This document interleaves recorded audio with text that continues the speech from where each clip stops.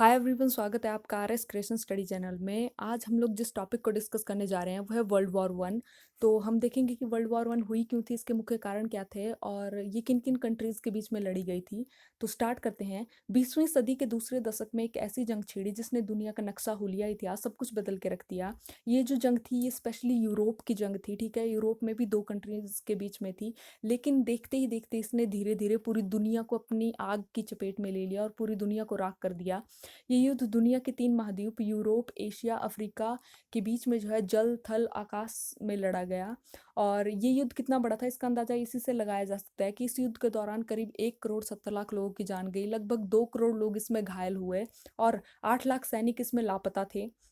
और इसमें जो है बीमारी और कुपोषण जैसी घटनाओं से भी लाखों लोग मरे। करीब करीब आधी दुनिया जो थी इसकी हिंसा की चपेट में थी।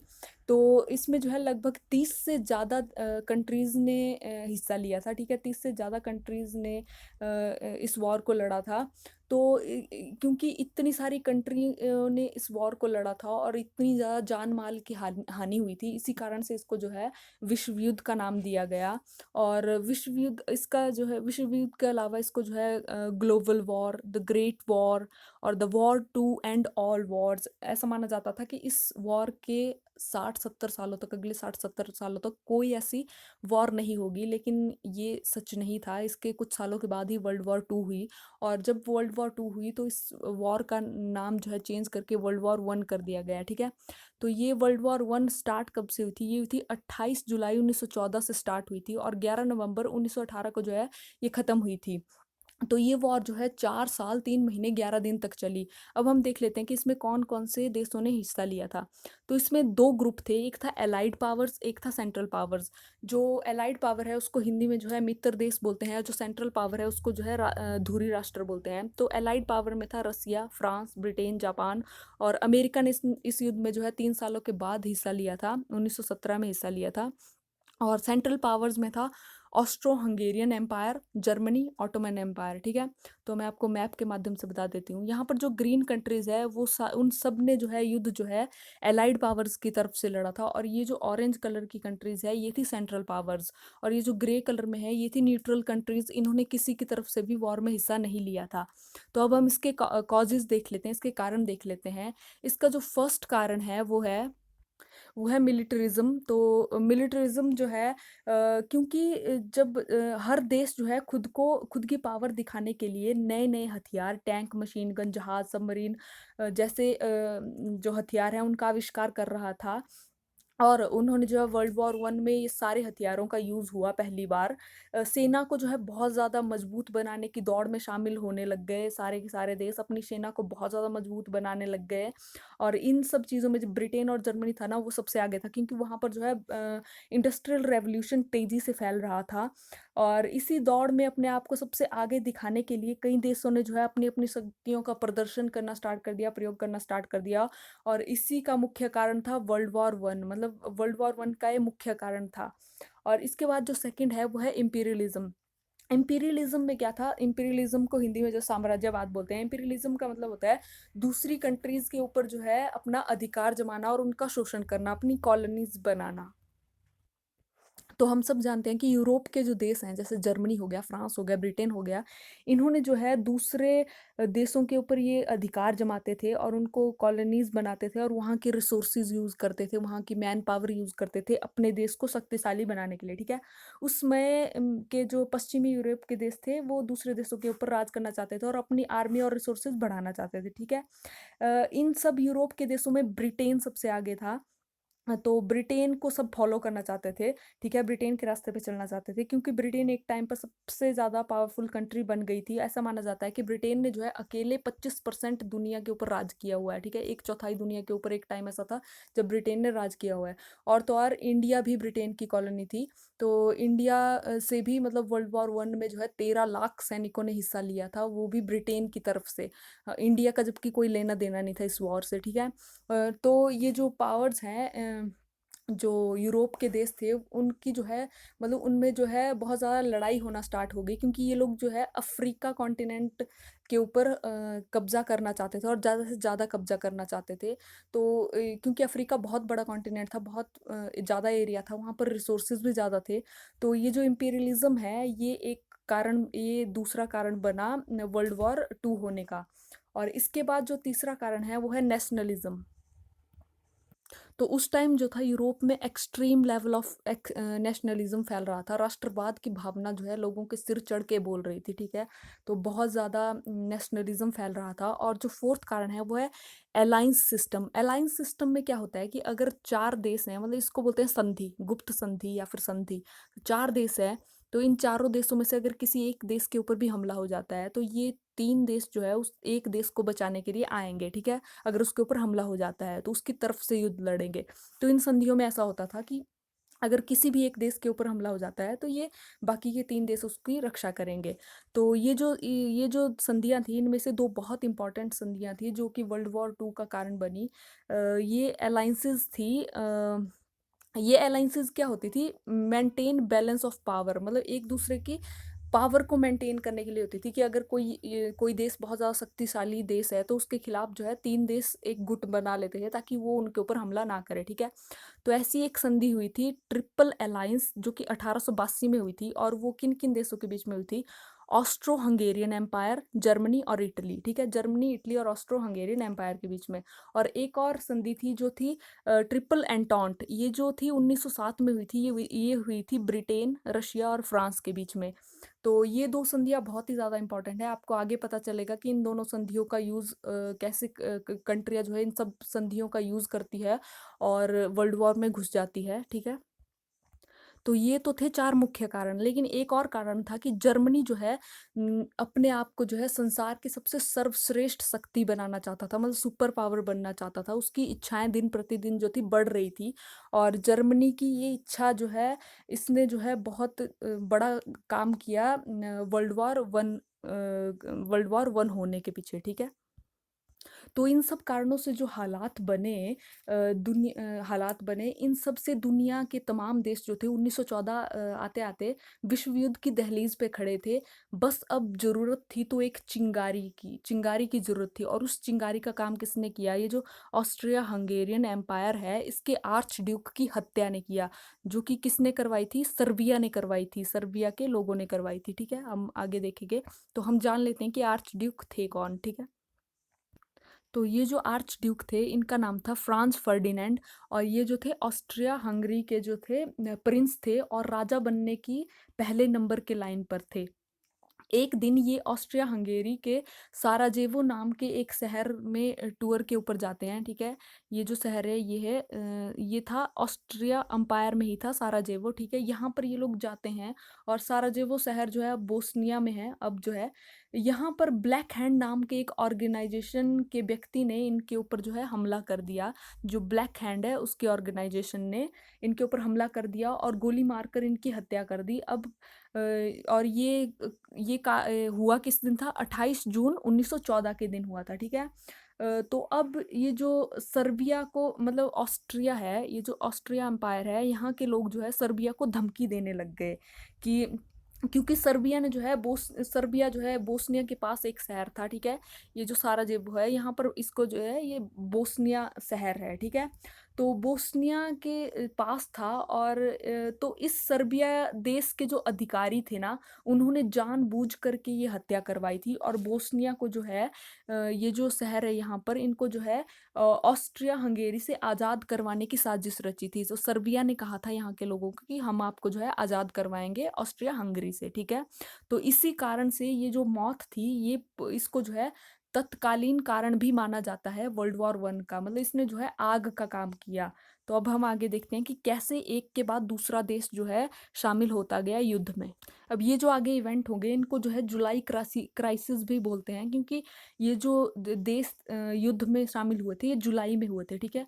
तो ऑस्ट्रिया हंगेरियन ने बिना युद्ध किए ही सर्बिया को अपनी शर्तें मानने का और उनको जो है ऑस्ट्रिया हंगेरी के हवाले करने का हवाला दे दिया, ठीक है। कि उनको बोल दिया कि आप जो है ऑस्ट्रिया हंगेरी के आगे जो है सरेंडर कर दो, ठीक है, बिना युद्ध लड़े ही। तो सर्बिया ने जो है ये शर्तें मानने से इनकार कर दिया। और सर्बिया ने क्या किया, सर्बिया जो है रूस के पास चला गया, ठीक है, मदद के लिए। क्योंकि इन दोनों देशों में जो है एक ही एथनिसिटी के लोग रहते थे, स्लाविक पीपल रहते थे, मतलब एक जैसे लोग रहते थे।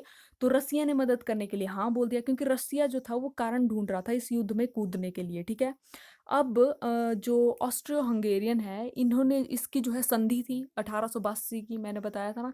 तो जर्मनी से ऑस्ट्रिया हंगेरी ने मदद मांगी और जर्मनी भी इस युद्ध में कूद गया। जर्मनी ने बोला कि हाँ, मैं आपकी मदद करूंगा। तो उधर से जर्मनी युद्ध में कूद गया, इधर से रशिया युद्ध में कूद गया, ठीक है। तो जर्मनी ने क्या किया, रूस के खिलाफ जो है 1 अगस्त 1914 को जो है युद्ध की घोषणा कर दी। लेकिन हालाँकि तत्कालीन जो जर्मन था उसने आक्रमण जो है बेल्जियम और फ्रांस के ऊपर किया पहले, ठीक है? रूस के ऊपर नहीं किया। क्योंकि जर्मनी ने सोचा कि फ्रांस जो है, क्योंकि रूस और फ्रांस की संधि थी और ब्रिटेन की संधि थी, जो कि ट्रिपल एंटॉन्ट के तहत ये तीनों देश एक साथ थे। तो जर्मनी ने सोचा क्यों ना मैं पहले फ्रांस को हरा दूं। या तो ऐसा हो सकता है कि अगर मैं रशिया के साथ युद्ध करने के लिए जाता हूं तो फ्रांस जो है मेरे पीछे से युद्ध कर दे और मुझे हरा ना दे, ठीक है। तो इसीलिए जर्मनी ने पहले सोचा कि मैं फ्रांस के ऊपर युद्ध करूंगा, और जर्मनी ने जो है सीधा फ्रांस के ऊपर युद्ध ना करके बेल्जियम के रास्ते से युद्ध करने की योजना बनाई, ठीक है। तो जैसे ये बेल्जियम में गए तो बेल्जियम ने जो है इनकार कर दिया, बेल्जियम ने मना कर दिया इनको, और इन्होंने जो है बेल्जियम के ऊपर ही युद्ध करना स्टार्ट कर दिया। बेल्जियम ने वहाँ से रास्ता देने के लिए मना कर दिया ना कि आप यहाँ से नहीं युद्ध कर सकते हो। लेकिन जर्मनी ने जो है बेल्जियम के ऊपर युद्ध कर दिया। तो बेल्जियम और ग्रेट ब्रिटेन जो है एक संधि थी, बहुत 70 साल पुरानी संधि थी, उसके साथ जुड़े हुए थे। तो क्योंकि बेल्जियम ने जो है ग्रेट ब्रिटेन से सहायता मांगी, तो ग्रेट ब्रिटेन भी इस युद्ध में कूद पड़ा, क्योंकि ग्रेट ब्रिटेन को जो है बेल्जियम को बचाना था, और ग्रेट ब्रिटेन ने जो है फ्रांस की तरफ से बाद में युद्ध लड़ा, ठीक है। तो यहाँ पर ये सारे देश जो है इन्वॉल्व हो गए। जबकि इटली जो था, जर्मनी, इटली और ऑस्ट्रो हंगेरियन के बीच में जो थी ट्रिपल अलायंस संधि थी, लेकिन इटली ने अपने पाँव पीछे खींच लिए। इटली ने बोला कि जो संधि है वो डिफेंस वाली संधि है, कि अगर दूसरी कंट्री हमारे ऊपर हमला करती है हम तब उसकी मदद करेंगे। लेकिन जो ऑस्ट्रिया हंगेरी है वो खुद ही दूसरी कंट्रियों के ऊपर जो है हमला कर रहा है और हमसे एक्सपेक्ट कर रहा है कि हम उनकी मदद करेंगे, तो ऐसा नहीं होगा। तो इटली ने जो है जर्मनी और ऑस्ट्रिया के साइड से युद्ध लड़ने से मना कर दिया। और बाद में जो है ब्रिटेन और फ्रांस की तरफ से इटली ने युद्ध लड़ा, क्योंकि इटली को जो है ब्रिटेन ने जो है वादा किया था बहुत से क्षेत्र देने के लिए, जो कि इटली ने नहीं दिए बाद में। जो कि ग्रेट ब्रिटेन ने इटली को नहीं दिए जब युद्ध इन्होंने जीत लिया, ठीक है। तो अब यहाँ पर जो है जर्मनी और फ्रांस के बीच में युद्ध स्टार्ट हो जाता है, जिसमें ग्रेट ब्रिटेन भी शामिल है। तो जर्मनी को पहले पहले स्टार्टिंग में तो बहुत ज़्यादा सक्सेस मिलती है, ठीक है, अटैक करने में, फ्रांस के ऊपर अटैक करने में। लेकिन पेरिस पहुंचने से पहले ही वहाँ पर जो है युद्ध जो है, मतलब ना फ्रांस की आर्मी आगे बढ़ पाती है और ना ही जर्मन की आर्मी आगे बढ़ पाती है। तो क्या होता है, जर्मन, फ्रांस और यूके को जो है इन तीनों सेनाओं को जो है ट्रेंचेस बनाने पड़ते हैं, मतलब गड्ढे, जमीन में गड्ढे खोदने पड़ते हैं, जो कि इन लोगों को जो है गोलियों से, बम से और धमाकों से बचाते हैं, ठीक है। ट्रेंचेस में युद्ध लड़ते हैं, लेकिन इन ट्रेंचेस में बहुत बुरी हालत हो जाती है सोल्जर की, और लाखों सोल्जर जो है इस कारण से मारे गए, ठीक है। तो जैसे ही जर्मनी ने फ्रांस के ऊपर युद्ध करा और फ्रांस में वो युद्ध चलता रहा एक तरफ, तो वैसे ही जर्मनी ने जो है दूसरी तरफ रूस के ऊपर भी युद्ध कर दिया, ठीक है। रूस के ऊपर भी, क्योंकि फ्रांस में जर्मनी का कॉन्फिडेंस जो है बूस्ट हो गया था कि हम जो है हरा सकते हैं। तो इसीलिए उसको इतना कॉन्फिडेंस मिल जाता है कि वो रूस के ऊपर अटैक कर लेता है, और उसके बाद रूस के जो है लगभग 3 लाख सैनिकों को मार कर पीछे पछाड़ देता है रूस को, ठीक है। और उसके बाद क्या होता है कि ऑटोमन एम्पायर भी रूस के ऊपर जो है 29 अक्टूबर 1914 को हमला कर देता है। जो ऑटोमन एम्पायर है ये भी जर्मनी की तरफ से जो है रूस के ऊपर हमला कर देता है, क्योंकि इन दोनों की बहुत पुरानी दुश्मनी थी, ठीक है। इनका कोई सी रूट को लेकर के जो है बहुत ज़्यादा पुरानी दुश्मनी होती है। तो उस कारण से ये दोनों जो है आपस में लड़ना स्टार्ट कर देते हैं।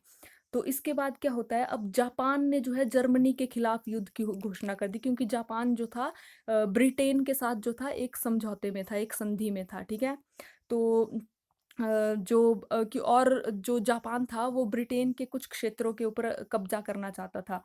इसके बाद जो है ब्रिटेन का पुराना सहयोगी पुर्तगाल भी इस युद्ध में कूद पड़ा ब्रिटेन की तरफ से। और 1915 में जो है इटली, जो कि मैंने आपको बताया था ना, इटली ने जर्मनी की तरफ से युद्ध लड़ने से इनकार कर दिया। तो जर्मनी अब जो है ब्रिटेन की तरफ से युद्ध में जर्मनी के खिलाफ युद्ध की घोषणा कर देता है, क्योंकि ब्रिटेन और फ्रांस जो है इटली को जो है कुछ क्षेत्र देने का वादा कर देते हैं, ठीक है। 1917 आते-आते रूस की इकोनॉमी जो है पूरी तरह से टूट चुकी होती है। वहाँ पर उस समय सिविल वॉर शुरू हो जाती है और रेवोल्यूशन स्टार्ट हो जाता है, ठीक है? वहाँ के लोग होते हैं, वो वहाँ के लोग जो है वर्ल्ड वॉर 1 से विथड्रॉ करने के लिए बोल देते हैं कि वहाँ का जो राजा होता है, जो जार, वहाँ के राजा को जो है जार बोलते हैं, जार निकोलस II होता है, उसको जो है उसके पास कोई और ऑप्शन नहीं बचता और जैसे ही वहाँ पर जो है सत्ता आती है, लेनिन की सत्ता आती है, ठीक है? कम्युनिज़्म वहाँ पर फैल रहा होता है उस टाइम, तो उन्होंने जो है जर्मनी के साथ वो लोग क्या करते हैं, एक ट्रीटी साइन कर देते हैं, क्योंकि जर्मनी ने बहुत ज़्यादा इलाका जीत लिया होता है रूस का। तो जर्मनी के साथ संधि करते हैं और रूस जो है जर्मनी को अपने बहुत सारे वेस्टर्न प्रोविंस, बहुत सारे इलाके जो है रूस को दे देता है, जिसके कारण जो है रूस जो जर्मन है उसकी पावर बहुत ज़्यादा बढ़ जाती है और जर्मन और भी ज़्यादा स्ट्रॉन्ग हो जाता है। अब इसने अपनी आर्मी को और भी मजबूत करना शुरू कर देता है। जर्मन जो है अपनी आर्मी को स्ट्रॉन्ग करना स्टार्ट कर देता है और अपने आप को जो है पावरफुल नेशन के रूप में स्थापित करना चाहता था। मतलब मैंने बताया सर्वश्रेष्ठ शक्ति बनाना चाहता था।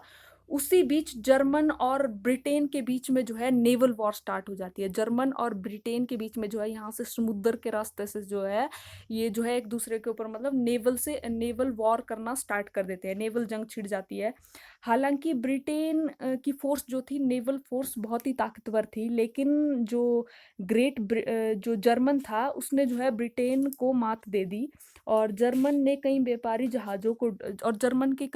जहाज़ों को डुबोना स्टार्ट कर। तो जर्मन ने जो है बहुत सारे व्यापारिक जहाज़ों को डुबोया। उसके बाद उसने जो है सिविलियन जहाज़ों पर भी हमला करना स्टार्ट कर दिया जर्मनी ने, ठीक है?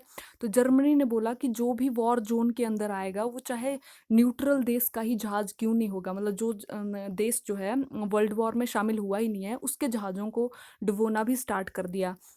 तो जर्मन ने क्या किया, जर्मन ने इस दौरान एक बहुत बड़ी गलती कर दी।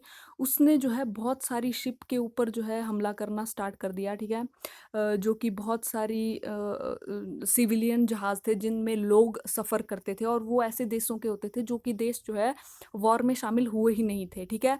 तो इसी बीच जो जर्मन है उसने एक यूएसए की शिप को मतलब उस शिप में जो है यूएसए के लोग थे, उस शिप को जो है डुबो दिया। वो थी लुसिटानिया, ठीक है?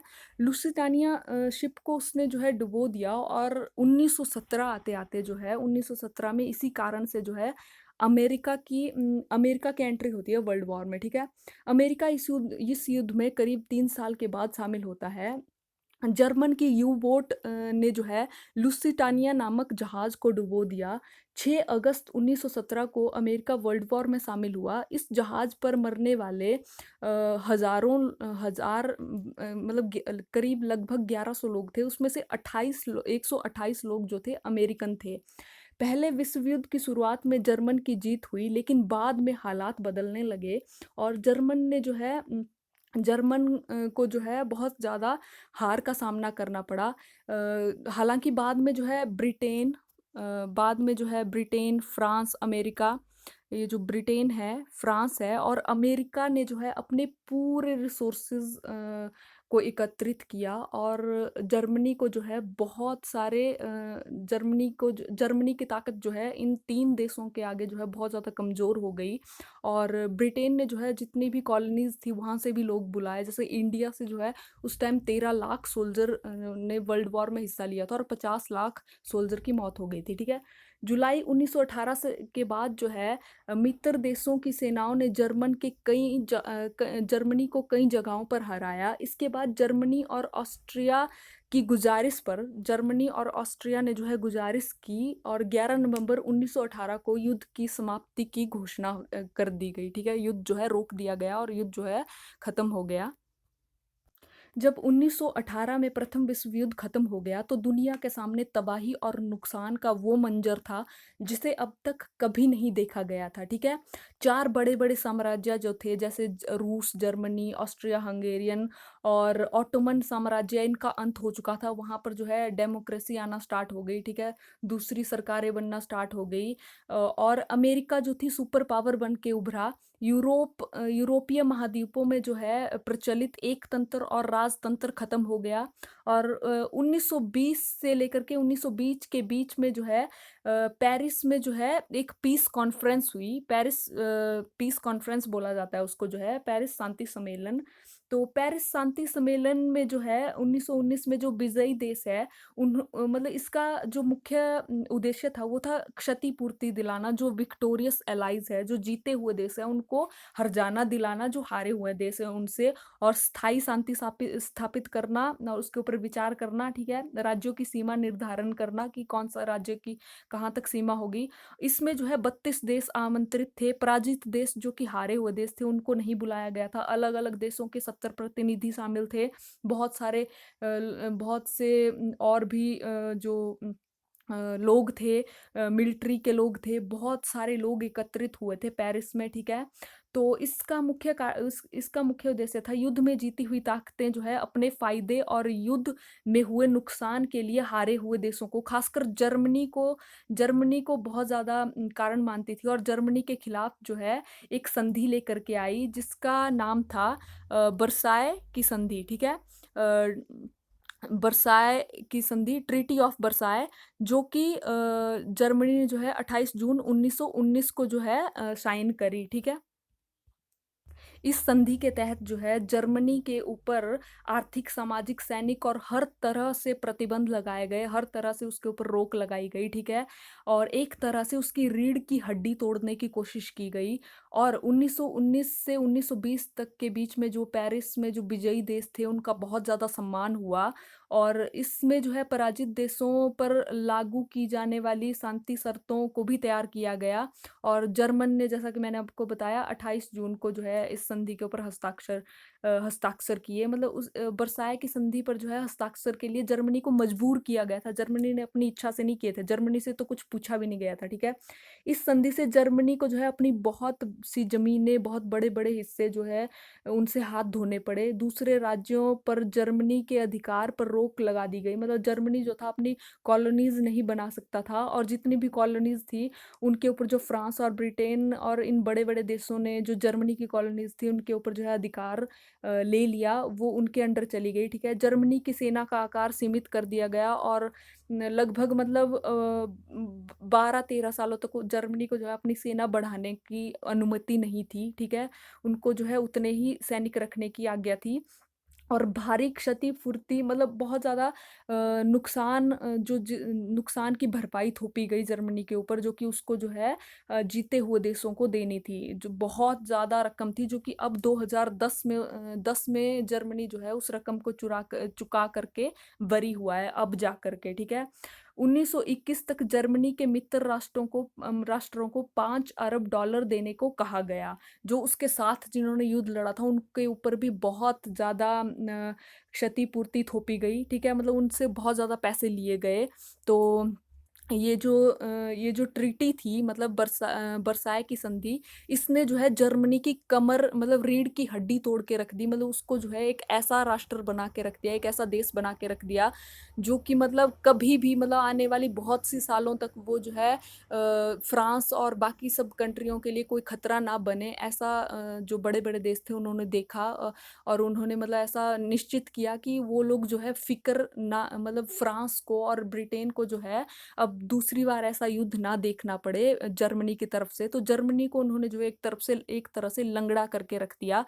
और इसी कारण से बाद में जो है वर्ल्ड वॉर 2 हुई। और जर्मनी में जो है नाजीवाद फैला और हिटलर का जन्म हुआ इसी ट्रीटी के कारण। क्योंकि ये जो शर्तें थी ये बहुत ज़्यादा ह्यूमिलेटेड थी जर्मनी के लिए। और वहाँ के लोगों ने ये सारी शर्तें जो है बहुत ज़्यादा ह्यूमिलेशन के साथ ली, ठीक है। तो ये एक न्यूज़पेपर की कटिंग है, ये देखिए। Treaty signed, war over. जैसे ही ट्रीटी साइन हो गई तो वॉर जो है ओवर हो गई, ठीक है। तो आई होप आपको वर्ल्ड वॉर 1 जो है बहुत अच्छे से समझ आ गई होगी। मैंने बहुत ज़्यादा कोशिश करी हुई है। Thank you for watching my channel. Bye bye.